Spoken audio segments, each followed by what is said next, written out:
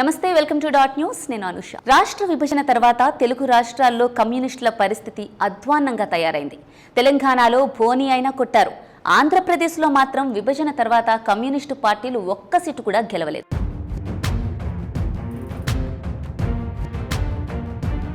రెండు 2019 ఎన్నికల్లో కామ్రేడ్ల అడ్రస్ గల్లంతైంది. 2024 ఎన్నికల్లో అయినా తమ పరువు కాపాడుకోవాలని కమ్యూనిస్టులు పట్టుదలగా ఉన్నారు. అయితే ఈసారి కూడా కాంగ్రెస్ పార్టీ బోని కొట్టే అవకాశాలు కనిపించడం లేదంటున్నారు రాజకీయ పండితులు. ఉమ్మడి ఆంధ్రప్రదేశ్లో కమ్యూనిస్టులు ఒకప్పుడు ఓ వెలుగు వెలిగారు. అయితే రాను రాను వారి ప్రభావం తగ్గుతూ వచ్చింది. ఓసారి కాంగ్రెస్తో, మరోసారి టీడీపీతో పొత్తులు పెట్టుకుని సీట్లు పంచుకున్న కమ్యూనిస్టులు జనాదరణ కోల్పోయారు. 2014లో రాష్ట్ర విభజన జరిగిన తర్వాత తెలంగాణలో 1-2 సీట్లు అయినా గెలుచుకొని మేమున్నామని చాటుకున్నారు. కానీ ఆంధ్రప్రదేశ్లో మాత్రం అస్తిత్వం కోసం పాకులాడుతున్నారు. ఒంటరిగా పోటీ చేసి గెలిచే పరిస్థితి లేదు. పొత్తులు పెట్టుకుందామంటే బలమైన పార్టీలు దొరకట్లేదు.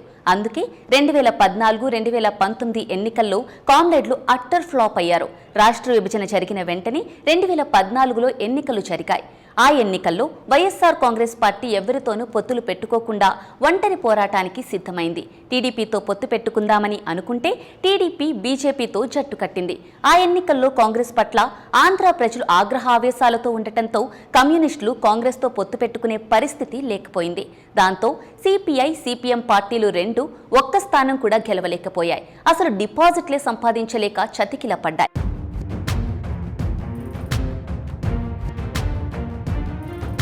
5 ఏళ్ల తర్వాత 2019 ఎన్నికల్లో అయినా అసెంబ్లీలో అడుగు పెట్టాలని కమ్యూనిస్టులు ఆశించారు. ఆ ఎన్నికల్లోనూ వైఎస్ఆర్ కాంగ్రెస్ పార్టీ పొత్తులు లేకుండా ఒంటరిగా పోటీ చేసింది. ఆ ఎన్నికల్లో కమ్యూనిస్టులు పవన్ కళ్యాణ్ నాయకత్వంలోని జనసేనతో పొత్తు పెట్టుకున్నారు. తెలుగుదేశం పార్టీ ఒంటరిగానే పోటీ చేసింది. వరుసగా 2 ఎన్నికల్లోనూ కాంగ్రెస్ పట్ల జనం వ్యతిరేకతతోనే ఉన్నారు. ఆ ఎన్నికల్లోనూ కమ్యూనిస్టులకు లాభం లేకపోయింది. 2019 ఎన్నికల్లో వైఎస్ఆర్ కాంగ్రెస్ పార్టీ అఖండ విజయం సాధించింది. 151 అసెంబ్లీ స్థానాలు గెలుచుకొని టీడీపీని చిత్తుగా ఓడించింది. 2019 ఎన్నికల్లో ఘోర పరాజయం తర్వాత టీడీపీ స్తబ్దుగా ఉండిపోయింది.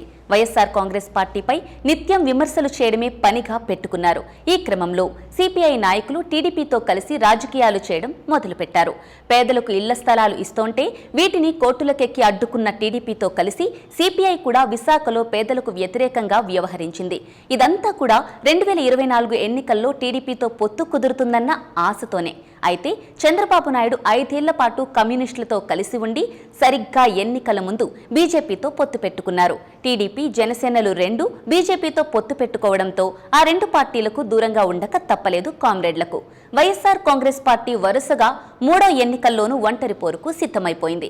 కమ్యూనిస్టులకు ఎవరితో పొత్తు పెట్టుకోవాలో అర్థం కాలేదు. ఈ తరుణంలో ఏపీ కాంగ్రెస్కు షర్మిల చీఫ్ అయ్యారు. ఆమె చొరవతో ఇప్పుడు కమ్యూనిస్టు పార్టీలు కాంగ్రెస్తో అవగాహన కుదుర్చుకునే పనిలో ఉన్నారు.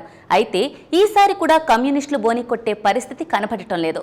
అసలు కాంగ్రెస్ పార్టీయే బోని కొట్టే అవకాశాలు లేవంటున్నారు. మరి కామ్రేడ్లు చట్టసభలో అడుగు పెట్టాలంటే 2029 ఎన్నికల వరకు ఆగాలేమో అంటున్నారు మేధావులు.